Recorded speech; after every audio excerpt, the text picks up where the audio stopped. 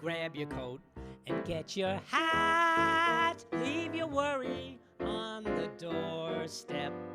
Just direct your feet to the sunny side of the street. Can't you hear a pitter-pat? And that happy tune is your step. Life can be so sweet on the sunny, sunny, sunny side of the street.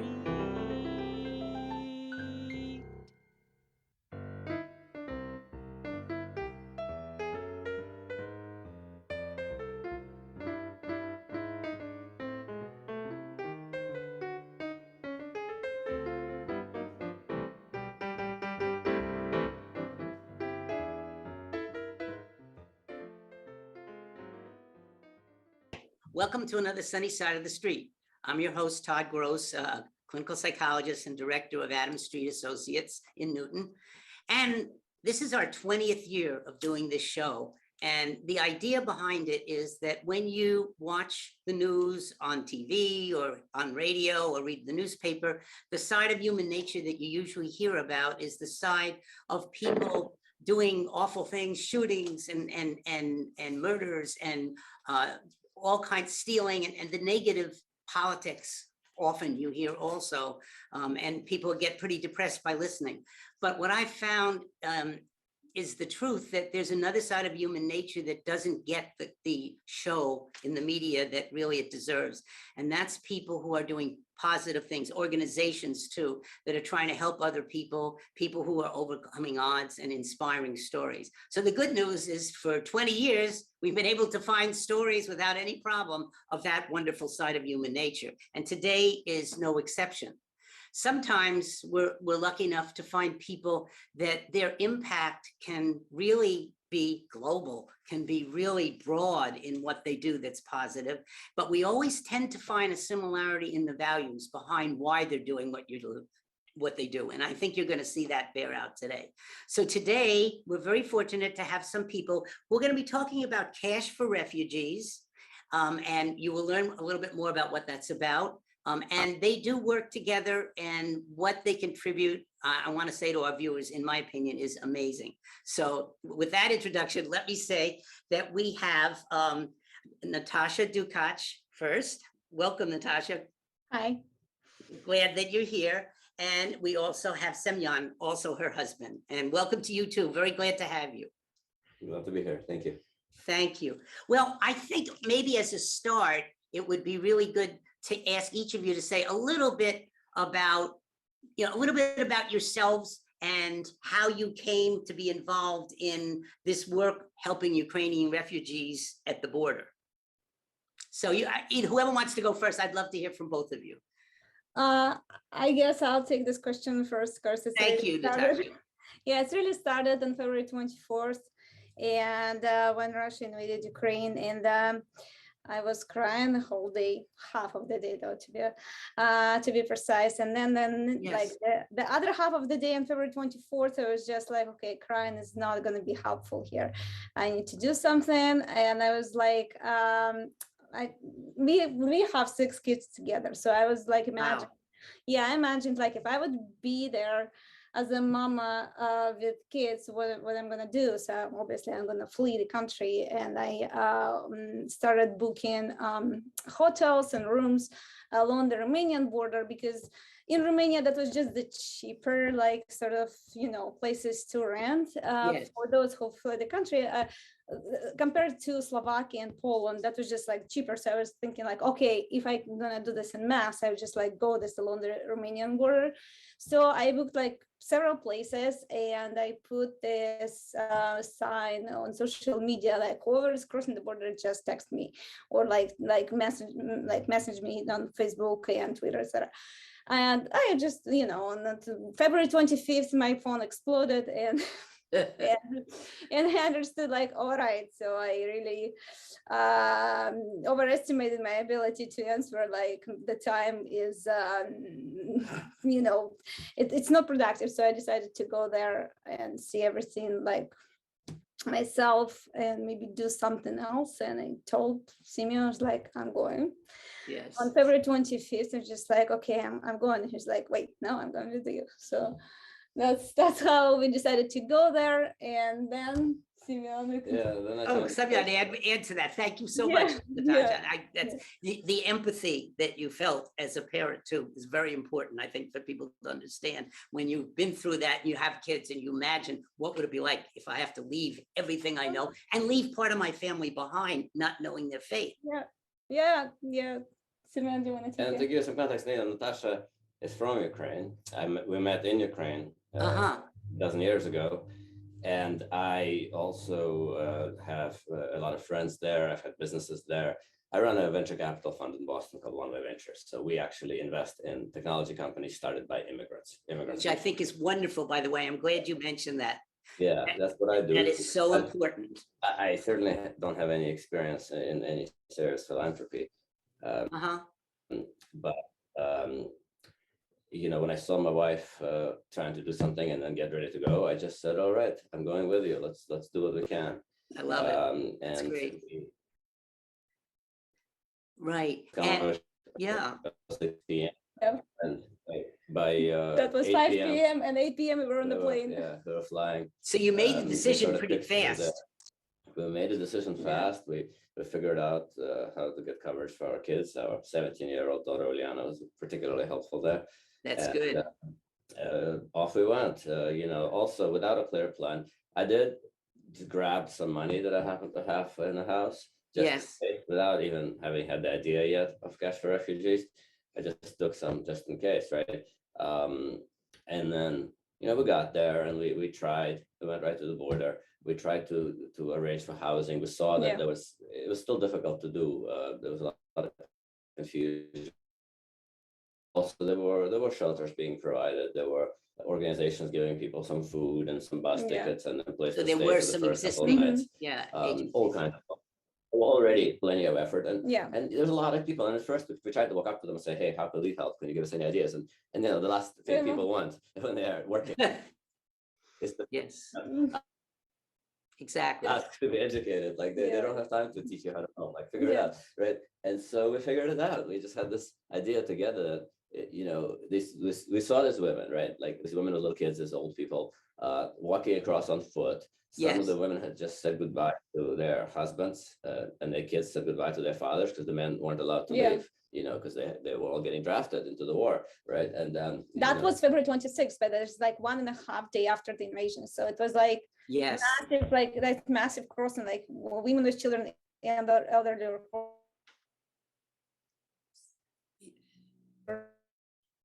turning away and going back. So this women, you know, they were confused. They had a passport in one hand still. They just crossed the border. Right. Some of them had no idea where they were going. Some had vague plans. And, you know, people were giving them a banana or whatever. And we just realized that what they really needed is a little bit of money, especially in the local currency.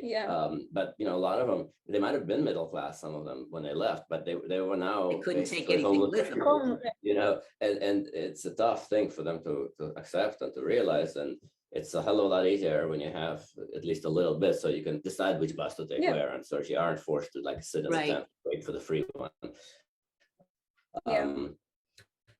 So we just started doing that en masse and kind of trying to figure it out, explaining to the various border patrol, fire people, all the people who were there. You know, they quickly saw that you know we were doing something very unusual and very important, so they encouraged us and they supported us and let us do it well. Were you giving them the currency of Romania or your own? We started with dollars and we quickly realized that Romanian currency was more appropriate. So better. You know, we got Romanian currency. Good. We went and I only brought 5,000 with me. And that was gone. And you know, then we went to the ATMs and we just like withdrew as much as we can. So we can in Romanian. And then we couldn't withdraw anymore. So we didn't stay long. We went back. I think after 2 days, but 3. On the way back in a plane, I just tried to put up a little website describing generally what we did, and we put up some pictures on Facebook and sort of spread the word, and people shared and reshared and money just started pouring in. So 2 days later, Natasha was back at the same place, I actually stayed with the kids that time, but she came back and she had a bunch of volunteers with her. We started asking for money and volunteers on the website. Yeah. And people kept signing up. And then maybe a week later, I went back and she came home and I went out. And since then, we've had 12, I think 12 or 13 groups. Wow. We have 12 shifts and I was 6 times. Yeah, I just logged my 6th shift last week. Good for you. That's amazing. How did you organize people to go themselves to, also and do the same thing with money? How did that come about? Well, so again, at first we just asked for volunteers who want to go and work on the ground, and I put up on the social media the little sign up form for volunteers, and describing in details what to expect and where they're gonna go and what work. It's basically staying in the cold. That was February. You're staying several hours. Yes. In the cold, and you meet those women with children, elderly, hour after hour after hour. So except we have everything on the Romanian side, hot tea and soup, and if we're really frozen, we can go into this thermo tents and get a little bit warmed up. So I put the sign up form, and I quickly get 100 volunteers signed up for going on the ground, and then I just set up the rotation schedule for each shift. That was 4 or 5 people in a group, and usually the shift was for 5 to 6 days because people were losing this on the 3rd day. They had this secondary PTSD and volunteers couldn't sleep, and that was actually the time for them to go home, because on the 4th day of sleepless nights, they're not productive. They are emotionally drained, and so that's something I wanted to follow up on. That makes so much sense, that you would see a lot of PTSD, and I'm curious, first of all, what kind of responses both of you had to this, because you're doing this from your heart and from a caring place, and to watch and see people in this kind of distress at such a terrible moment, how you dealt with your own emotions, and also was there help and support amongst the people for each other that were doing this too? Yeah, absolutely. We have tremendous support among volunteers. We just call each other if somebody feels good. It's difficult and they need to talk. And sometimes at night, 1 a.m., I have a conversation with some volunteer about what they feel and why they cannot sleep, and how would we deal with that. I suggest to plant flowers actually, and plant anything. So in the memory of those children that we saw. Nice. And some of those children, they lost their brothers and sisters when they were escaping Mariupol. So, and we learn those stories. And once you cannot go to sleep and you want to do something with this information, I suggest to put this into the ground as a beautiful flower. So I love that. It's my approach, actually dealing with my own secondary PTSD that I've got during those 6 shifts. So I always try to, pick up the seeds for beautiful flowers and thinking about those kids and moms and people I think you're on the right track very much. It's interesting when you hear, I was listening to a show where they were talking about what do you do to get through all the awful news of the day, which we've had plenty of here. And several of the people that called and said, I have a garden, or I plant flowers, and it gives me a sign of hope, and there's continuation of life there too. Of course. Yeah. I don't know about Simeon, but I want to know what helped you to do this, because it takes a lot of strength emotionally. I've been busy. Natasha's basically full-time on this at this point. She's the executive director of the organization. She let go of her other jobs and things, but I continue to run my venture capital fund and try to balance my time. So I would say I've just been working a lot, and the work is better than just reading the news and just seeing all the destruction and letting the hatred build. After I haven't gone on as many of the trips myself. Of the 12, I think I only went 3 times total out of the 12 trips. I spent a lot more time setting up, we had to set up an actual nonprofit corporation. We had to have a board. Actually, 2 other folks on the board are incredibly important in this organization. Thank goodness that you have that. That's great. Marina Edelman, that is the chairman. then we had to have a fiscal sponsor relationship so that we could accept tax deductible donations before we had our own status. Then we got our own status from the IRS. So there's a bunch of steps, and the banking side of it is very complex because, banks are very reluctant to deal with anything near Ukraine because parts of Ukraine are sanctioned, like the parts of the Russians who occupied since 2020 are actually sanctioned, like Russia is sanctioned, and so they're allowed to give money to people in Crimea. But from the point of view of a bank in America, they don't have necessarily the resources to figure out, to check. And so the easiest thing for them to do is just to close our account if you have anything to do with Ukraine, just in case. And it's terrible, right? Because if you think about it, like if they close our account, we are unable to give people money. Doing it, yes. They're hurting the Ukrainians. And so, but you know what, I can tell you, I can be very open with Bank of America, which is a very large, company, that our experience was that they shut us off. And they wouldn't tell us why, and they wouldn't let us speak to anyone. And all my attempts to get through to them to explain us, went to a brick wall. And they just didn't care as an organization. They didn't care. But fortunately, we have a great relationship now at First Republic Bank, where they took the time to figure it out. They took the time to understand that at this point everything we're doing is fully compliant, and we have all the all the evidence we need. But it took extra work for them to do this, and they cared enough about Ukraine that they did the work, right? And it sounds like you persisted too. That's one of the qualities that you have. It required a lot of persistence. When there's something that's important, and that's the part I was going to ask you some more on, to comment a little bit about. I'm always interested in some of the underlying values that make people do what you're doing. And when I thought about it, what did I think about? I thought about dignity, respect, compassion, social justice, things like that. But I wonder, what are the and you also are from Ukraine, what are some of the values behind what you're doing that really gave you part of the strength to do what you both did? I'm not sure, I think it's just empathy and anger and yes. And a realization that just sitting around and reading about it, especially in the beginning when Russia seemed to be winning that. Right, they looked like it was just going to be a few days. That was the first thought. It was just infuriating, right? And then we knew people there, like we could relate to it, and I think we just felt like it wasn't like we were following some value or calling. It's simply that we literally felt like we had no choice.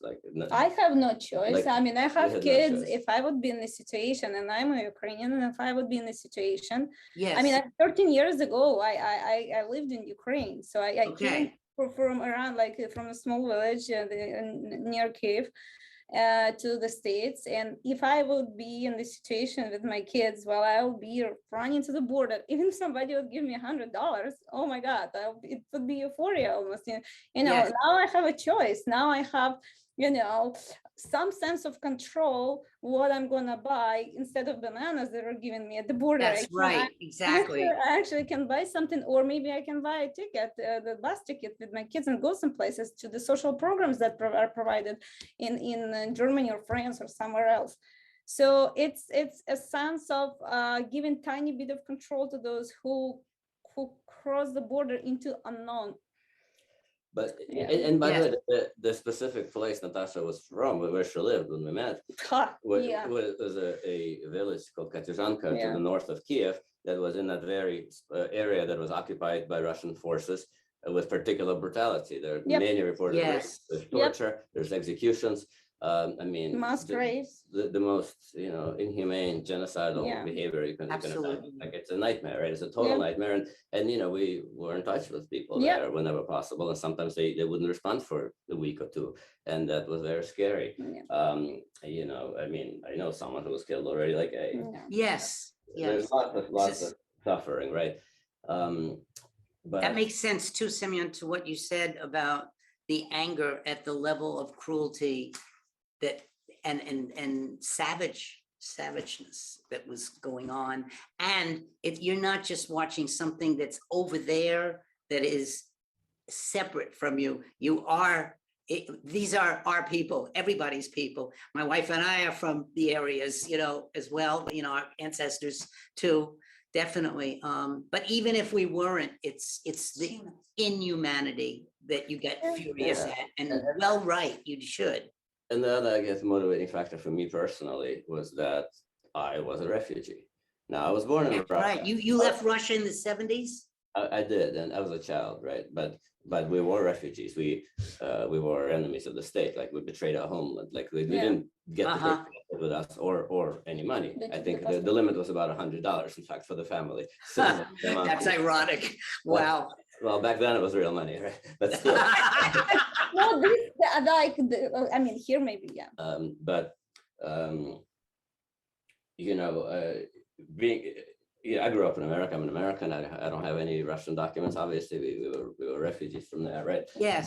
But nevertheless, I think as someone who is from there and who speaks that language, including to Natasha at home, Yes. I feel particularly angry, right? Particularly angry at the Russian state and collectively at the Russians as a society that have allowed that state to exist. And I feel like I'm particularly, you know, inclined to do everything I can to help Ukraine because, you know, I'm somewhat tangentially connected to that evil empire. Yes. It also looks like, fortunately, they really underestimated the will of people wanting to save their country. The people there are amazing, what they have done too.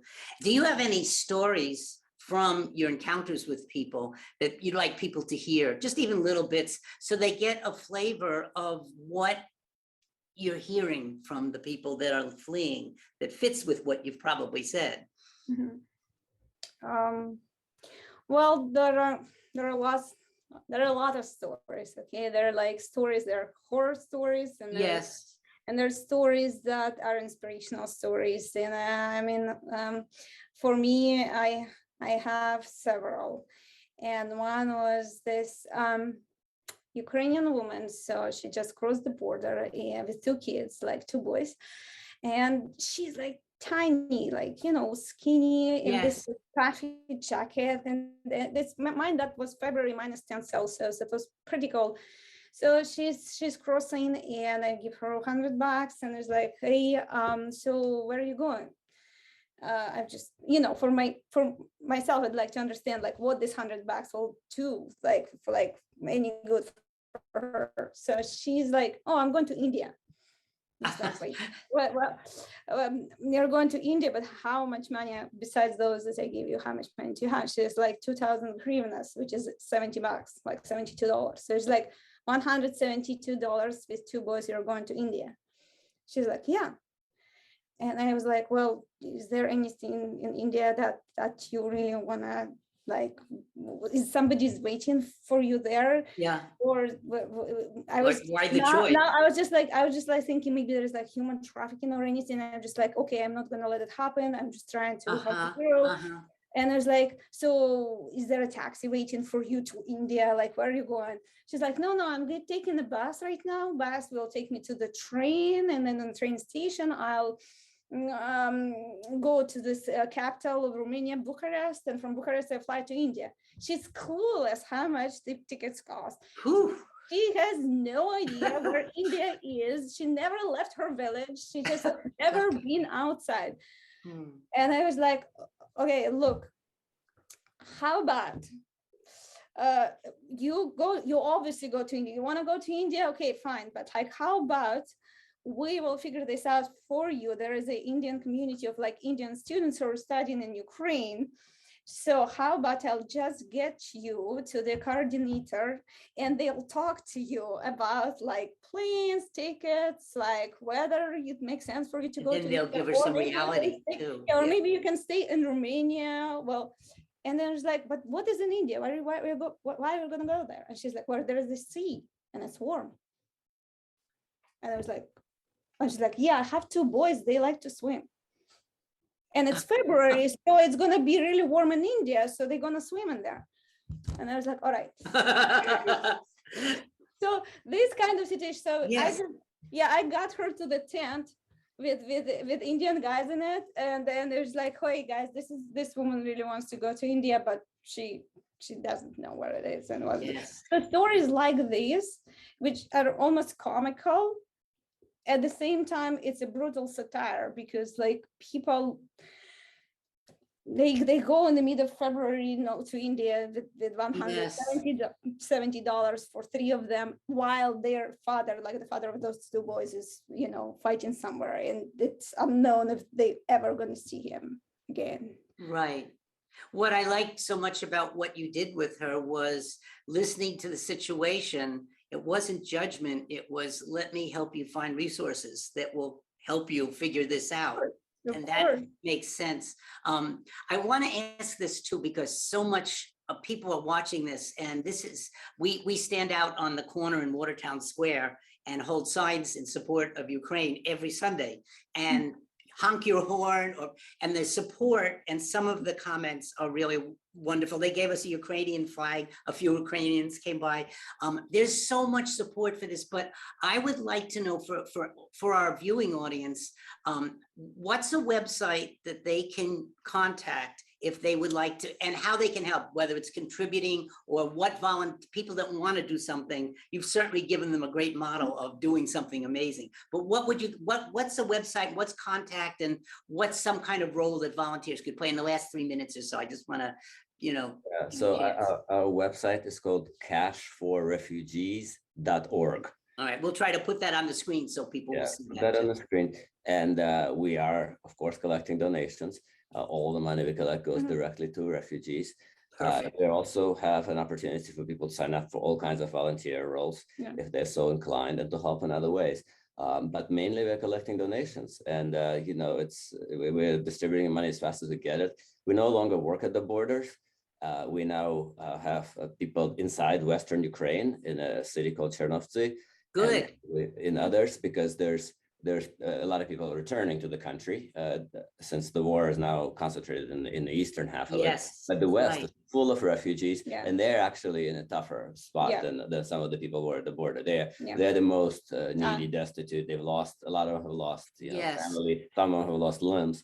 And they're all waiting to get cash support from various large organizations. And as of right now, as far as I know, no one's gotten any. They're still waiting. The bureaucracies are slow. We figured out a way to now connect to their local Ukrainian accounts, like their little debit cards that they use in their own banks. So we use another organization called WISE to make that connection. And so the people who now reside in Western Ukraine in shelters are able to use their Ukrainian cards and get our money onto that card. And so we meet them all in person.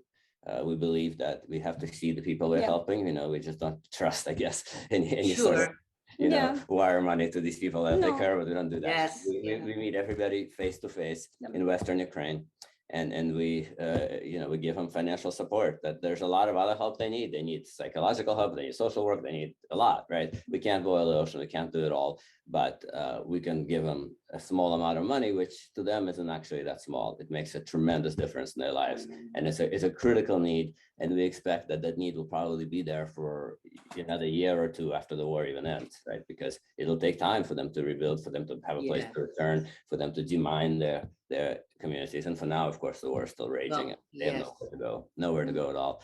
Absolutely. So please help. Please come to our website, cashforrefugees.org, and we'd really appreciate your support.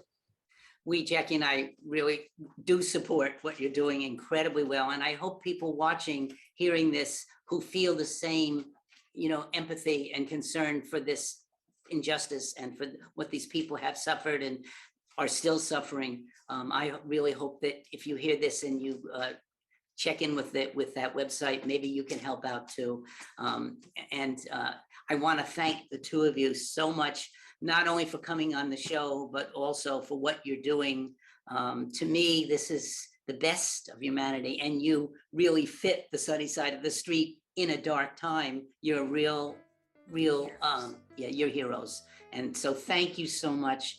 And for our audience, I hope that this was really an eye-opener for you to hear something directly from people who really said, I can do something about this. I really want to do something about this, and I'm going to. So thank you for watching, everybody, and we'll see you again soon on another sunny side of the street. Take care, everybody. Thank you.